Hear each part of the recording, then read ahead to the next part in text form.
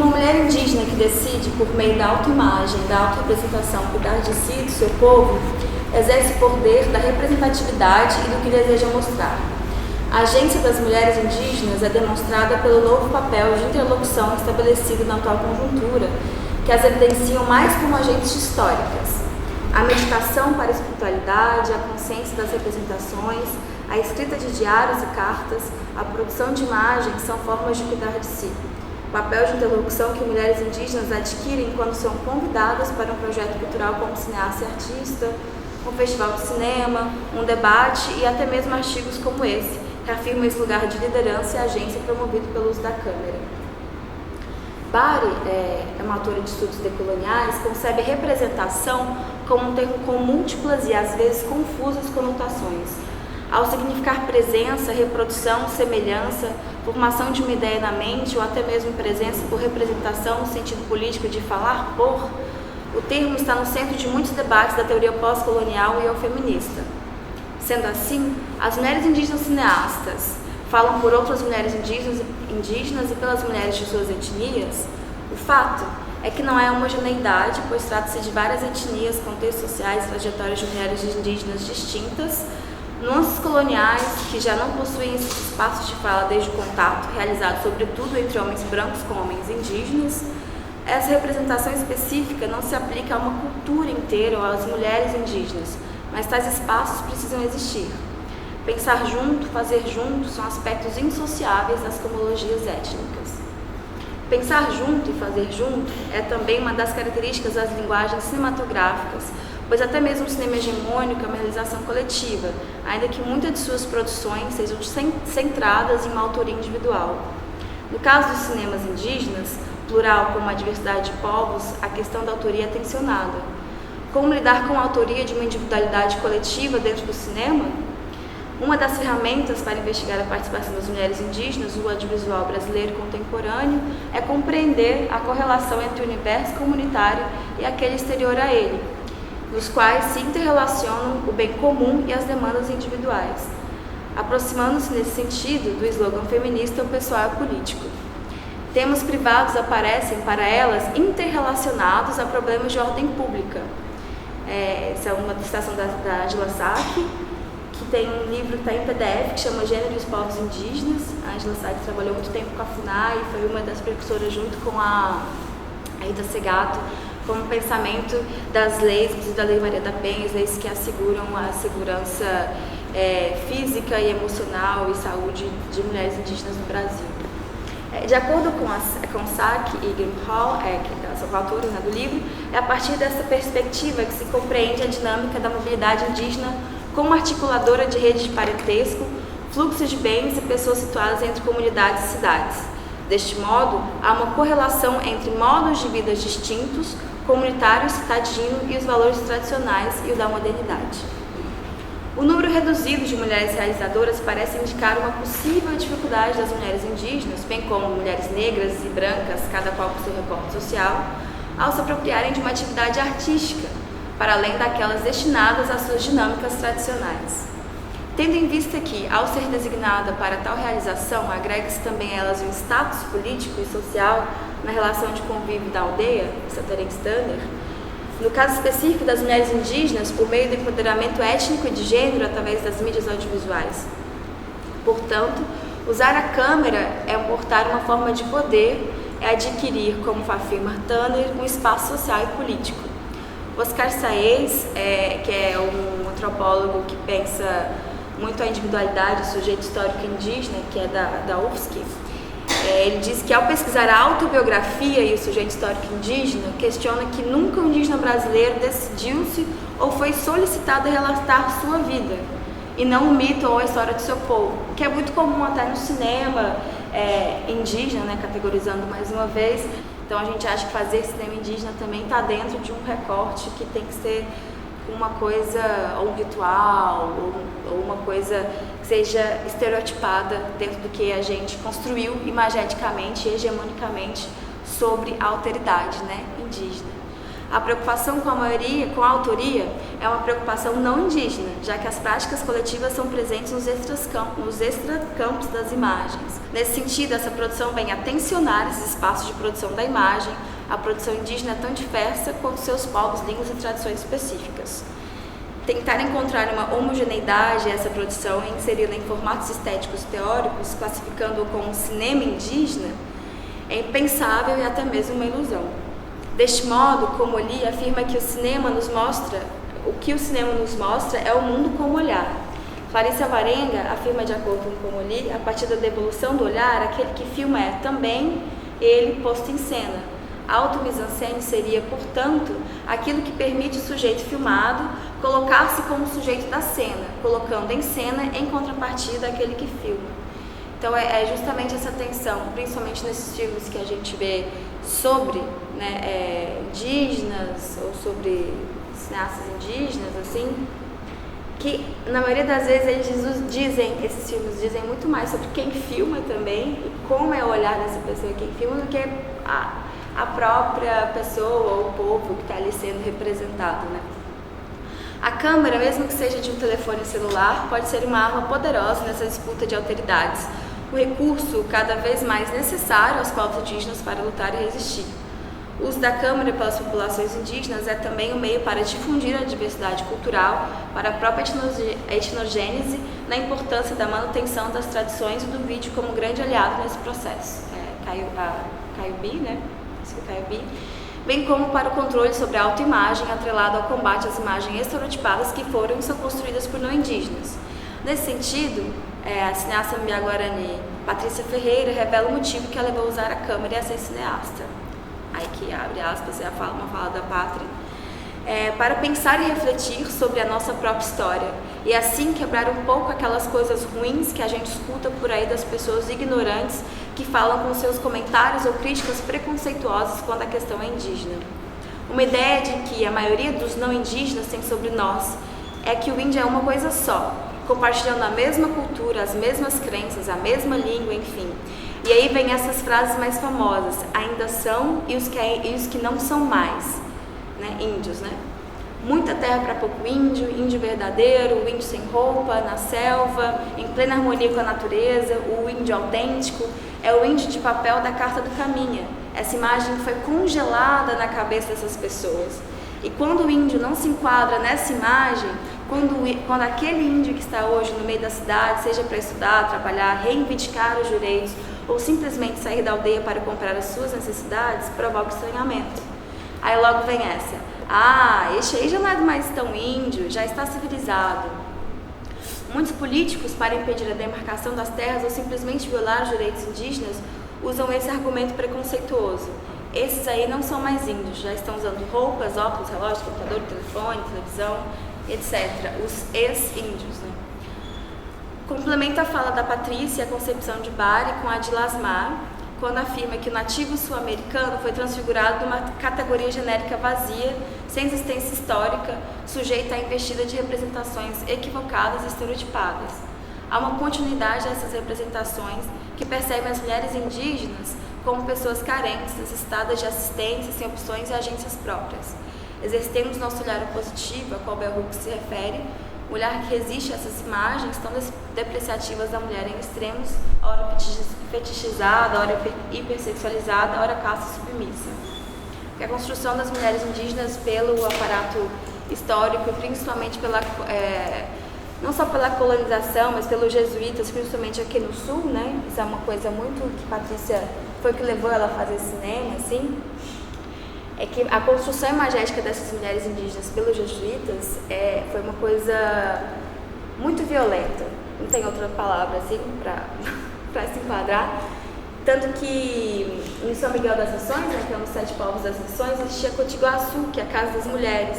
Foi uma casa criada pelos jesuítas só para abrigar as mulheres que eram loucas ou mulheres que não tinham filhos e não tinham maridos, né? O que eram mulheres loucas? Mulheres como eu, como você, como você. Mulheres que não se deixavam, não é dominar, mas assim, iam contra tudo que os jesuítas queriam de conversão para os povos, né, do sul, principalmente os Guarani-Mbiá, Inhandé, Kaiowá e tal. E aí, uma das coisas que as mulheres indígenas hoje, Mbiá, Guarani, mais batem na tecla é que o Potiguaçu foi um centro, um lugar onde essas mulheres podiam silenciosamente propagar a cultura delas, ou seja, era um lugar assim específico de total revolução, assim. O cinema das mulheres indígenas contra essas imagens coloca em xeque a posição de liderança tradicionalmente assumida em seus povos, visto que algumas prerrogativas são comumente definidoras do masculino, né, que é o biás masculino, na antropologia chama biás, né. Ainda segundo Sack e Gronholm, o que o próprio domínio masculino e o que é relativo ao âmbito feminino, bem como o que se associa aos espaços públicos e privados, passam a ser questionados pelas novas representações femininas. De acordo com essas ferramentas e como o fato de que as mulheres ocupam diferentes espaços e vivenciam diferentes experiências, estabelece-se uma compreensão do perfil de liderança indígena feminina desejável. Uma liderança que compreenda a inter-relação dentro e fora, público e privado. E a interculturalidade como conceito para apoderar-se de suas reivindicações das tecnologias. Uma subversão notória às ordens impostas pelo tecnicismo ocidental é o modo como as ou os indígenas filmam. O método proposto pelas oficinas audiovisuais, sejam elas variadas, né, tanto vídeo nas aldeias, quanto outras ONGs, ou pontos de cultura, ou pessoas que vão até as aldeias para mostrar algumas oficinas, enfim, passa por um processo de deconstrução das etapas. É uma criação livre, não há argumento inicial, tampouco um roteiro, por exemplo. O cinema processo, conforme Clarissa Varenga e Cláudia Mesquita, em que é um cinema dilatado, né? O tempo vive a duração do plano, qualquer pessoa pode ser personagem e fabular diante da câmera. Uma maneira inventiva de fazer cinema, onde se aprende fazendo, filmando. Aí a Patrícia questiona, né? Se eu mostrar um filme bonito e coisas bonitas dos Guarani, eu vou mudar a cabeça dos ruralistas? Eu mudo? Um dos meus primeiros questionamentos foi, com qual finalidade e de que modo as mulheres indígenas utilizam o cinema? Essa é uma pergunta para tentar ser respondida por toda uma vida, mas por meio dela levanta algumas hipóteses e outros questionamentos. As mulheres indígenas produzem imagens e desenvolvem capacidades nessa relação simbólica com o mundo para uma estima pessoal e para uma relação social e cultural dentro e fora da aldeia. Elas produzem conhecimento e compartilham com outras pessoas da aldeia não só o processo de realização dessas imagens, mas também o que elas querem mostrar, exibir e difundir para a valorização da própria cultura. A cineasta terapeuta maia Floralves Medrano afirma que o processo fílmico, a realização de imagens, é sanadora, né? Que vem do sanar, de cura, curativa, e utiliza as oficinas audiovisuais que ministram com mulheres indígenas na América Latina como um vetor de conexão entre o espiritual e o corpo. Fazer cinema é também sentir o nosso corpo. Antes das filmagens, entramos em um estado meditativo, sentimos cada parte do nosso corpo, ativamos nosso corpo como aparatos de escuta e recepção. Pensamos nos traumas e os deixamos ir. Temos nosso tempo. Quando começaram a dar oficinas de cinema para nós, exigiam que começássemos a filmar logo cedo, sem pausa. Com um ritmo acelerado, sem respiro. Tivemos que conversar e dizer que não íamos nos encaixar nesse tempo. Precisamos de pausa, de descanso, de ativar a conexão entre nós, que estamos filmando, no nosso corpo e a câmera. Precisamos desses processos, pois nossa relação com a câmera não é descolada do nosso sentido. O filme Tramas e Transcendências, que é esse, sobre as violências sexuais que as mulheres de sua etnia sofriam em sua aldeia e como elas trabalhavam coletivamente seus corpos e espíritos para lidar com a vergonha e a culpa, foi quando a Patrícia que me contou desse filme no Fórum Doc 2015, e ela disse que gostou desse filme justamente por se tratar justamente sobre a importância da mulher e da importância dela ter voz e falar. No decorrer de todo o filme, as cenas de violência e dor são transicionadas por imagens de libertação e serenidade. Nessa virada do curta, imagens das mulheres em relação à natureza, plantas, terra e água, pode passar, ficam mais punjantes, derramam na tela. É possível perceber o filme mais iluminado e com planos mais abertos, os personagens aparecem sorrindo. Ao final, a cartela salienta os fios que tramam as vidas dessas mulheres com a ancestralidade e a espiritualidade, dando a tônica da conexão desses corpos com a câmera e o processo curativo que foi ali vivenciado. Assim, acionando o discurso estratégico de decolonização, na verdade, contra as representações monolíticas construídas, as escritas imagéticas das mulheres indígenas sobre si mesmas e as imagens contra-hegemônicas expressam seu pensamento resistente. Elas não repudiam os valores ocidentais. já que assumem e dialogam com alguns desses códigos, neste caso, né, o audiovisual, o cinema, como recursos estratégicos para capacitação, luta, reconhecimento e conquista. Estamos diante de um cenário animador, com novas produções teóricas e imagéticas realizadas por elas mesmas, mas ainda há muito a ser feito para enfrentar as invisibilidades, opressões, violências e estigmas pelas quais estiverem e ainda estão submetidas. Nessa caminhada, o cinema que elas fazem é um importante aliado, para a gente, sobretudo.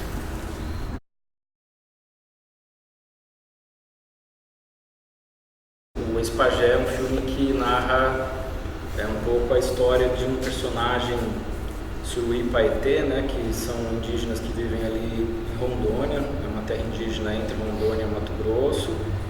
E como o título já anuncia, né, esse ex-pajé, o Perpera Suruí, hoje dentro da aldeia tem essa condição um pouco deslocado, né, digamos assim, porque é uma aldeia e uma terra indígena que passa por um processo de evangelização neopentecostal, de grupos neopentecostais atuantes ali. E o filme trata desse processo, digamos, a partir desse personagem, de reconstituir essa identidade dele como pajé, como líder espiritual dessa comunidade, né? Um papel de um sujeito que faz um pouco a mediação entre esse grupo social e o mundo espiritual, né? Que é um papel fundamental na condição social do Suruí, assim, na existência do Suruí. O filme começa com imagens pré-contato, uma imagem aérea filmada pelo Jorge Bodansky, em 69, né, que oficialmente eles foram contactados pela FUNAI em 69, e dessa imagem aérea onde a gente vê as malocas Suruí ali, a gente vai para uma imagem já do contato, também em 69, aí do Jéssico von Puttkamer, e aí as imagens da troca, né, das oferendas ali, da troca de objetos materiais ali entre o Suruí e os agentes da FUNAI. Dali a gente passa para a aldeia hoje, na situação que a gente vai começar a seguir o Perpera Suruí. Para o Suruí, a sociedade é compreendida a partir de uma divisão em metades, dualismos, nos segmentos sociais, nas atividades produtivas, na vida ritual. Todas essas atividades elas são expressas a partir de uma dualidade. E o filme, né, se alguém já viu, deve lembrar, você tem várias dessas situações de dualidade aparecendo ali, né? Por exemplo, os homens que vão para a caça e as mulheres vão para a roça, né? As dualidades assim da aldeia, da floresta, evidentes, tudo isso, né? E há essa dualidade que está encarnada no papel do pajé, na figura do pajé, entre o mundo histórico, o mundo físico e o mundo espiritual, né? É esse sujeito, esse homem extraordinário, digamos assim, comum, que tem esse papel de se comunicar com os espíritos, né? Tem até uma frase conversando com um jovem lá, e o Perpera fala, os homens comuns, né? Fazendo referência aos outros habitantes da aldeia. Os homens comuns não se comunicam com os espíritos, é o pajé que se comunica com os espíritos, né? Um homem comum, né? Extraordinário, com algum tipo de saber ou de condição dentro dessa sociedade. E essa questão dos dualismos, assim, me parece são norteadoras das escolhas do diretor, né? Um filme construído em certas modalidades, em certas modulações, como eu coloquei aqui, né? Ex-Pajé e as modulações do documentário. Então o filme, em termos formais, você pode passar uma tela, por favor? É só algumas imagens do filme para ilustrar um pouco assim. O filme é filmado numa janela widescreen, né? Então tem a imagem é belíssima, né? Os planos do filme são muito bonitos. O filme é filmado como nos moldes de um cinema observacional, onde a gente está tendo acesso a essa comunidade dessa aldeia e a situação que se desenrola ali diante dos nossos olhos, né? Pode passar mais um, por favor. O que ocorre é que a gente vai vendo isso e isso tem uma forte dimensão de encenação mesmo, né?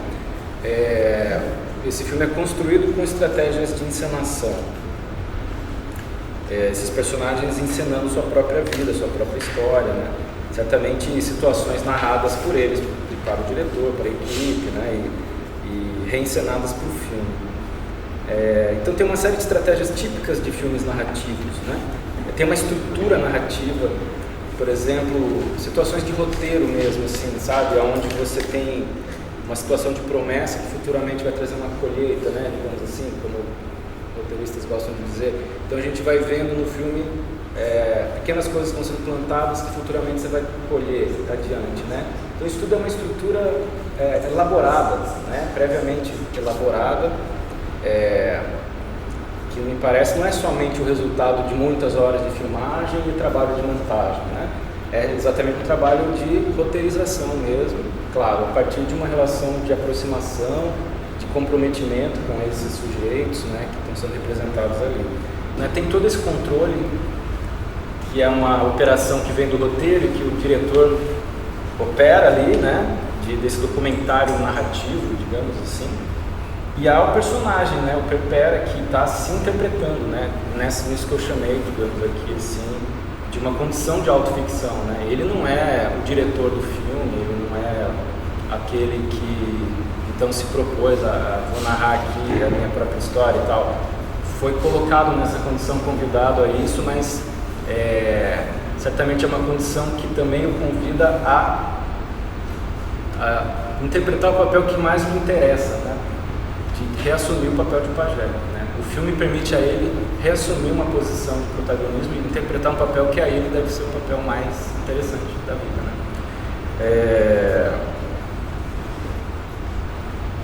E aí, acho que pode passar, por exemplo, desculpa, volta lá, então essa cena dele vestido, né? Ele está indo para esse culto evangélico lá onde ele trabalha, eu acho. Uma espécie, ele ficou na condição de uma espécie de porteiro do culto, assim, né? Ele está sempre nessa posição quando mostrado diante do culto.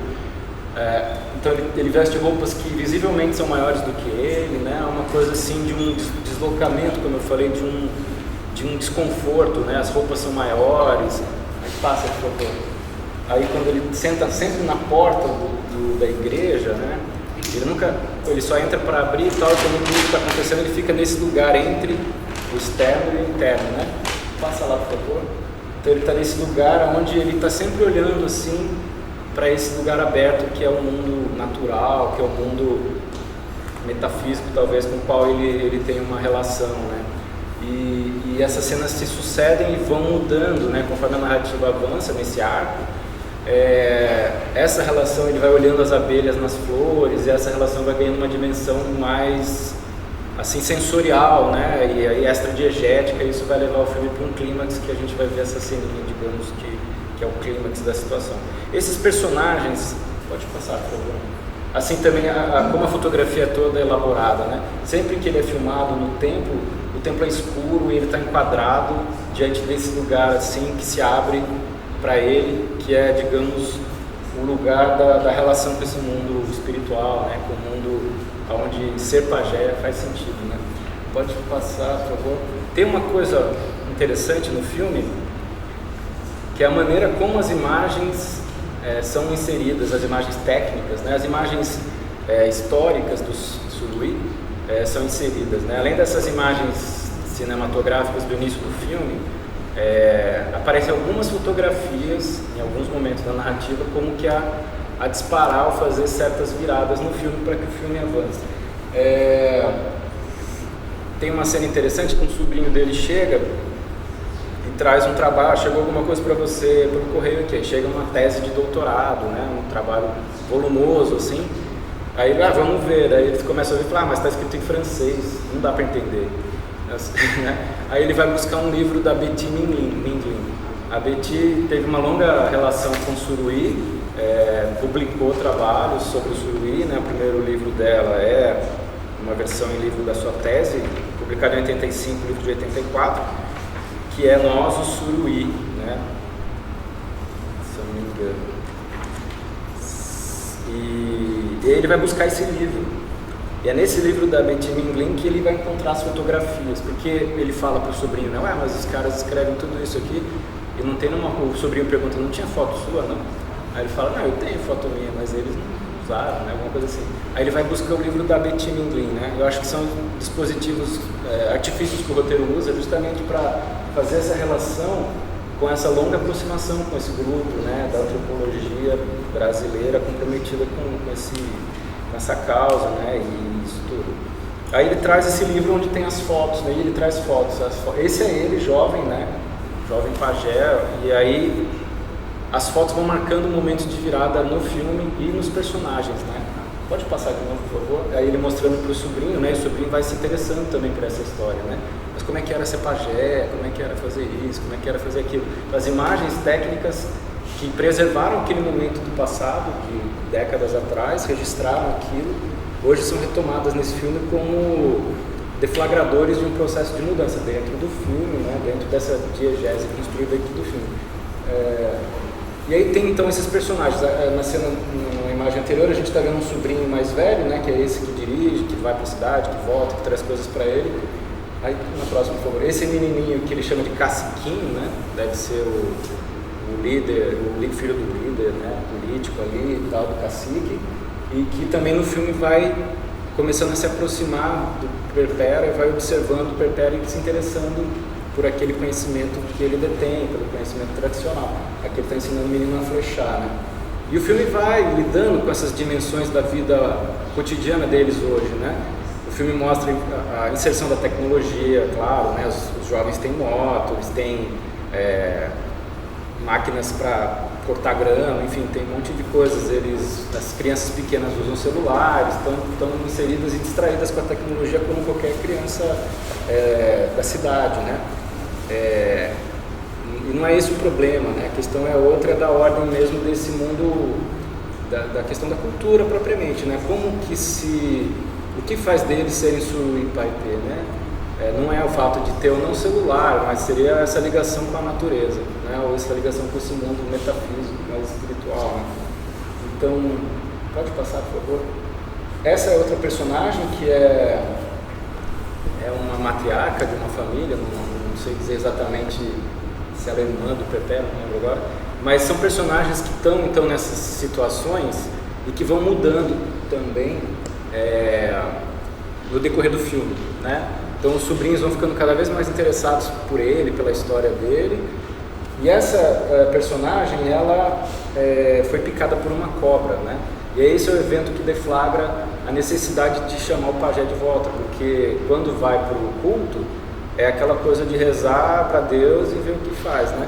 E aí eles vão e se voltam para o pajé, falam, a gente precisa fazer alguma coisa, né? Senão ela vai morrer. Passa para frente, por favor. E aí as fotos de novo, né? Aí o Perpera, então provocado assim, a gente tem que fazer alguma coisa, ela vai morrer. E aí ele se volta de novo para uma foto, essa é uma foto dele também, do Perpera, com uma flauta de cura. E aí ele vai dizer, a gente precisa de uma flauta de cura, não tem mais, né? Os objetos materiais não estão mais disponíveis ali. E aí vai se buscar então, essa deflagração se espalha um pouco ali entre eles, e vai se buscar quem é que faz a flauta, chama tal pessoa, ele vai fazer uma flauta, né? Daí ele faz a flauta, aí o Perpera vai tocar, e aí o espírito guerreiro do Suruí vai ser retomado e tal. E isso deflagra no filme essa transformação possível, digamos, para eles a partir desse reencontro com essa identidade desse personagem e esse reencontro com a sua identidade coletiva também, né, desse grupo em particular.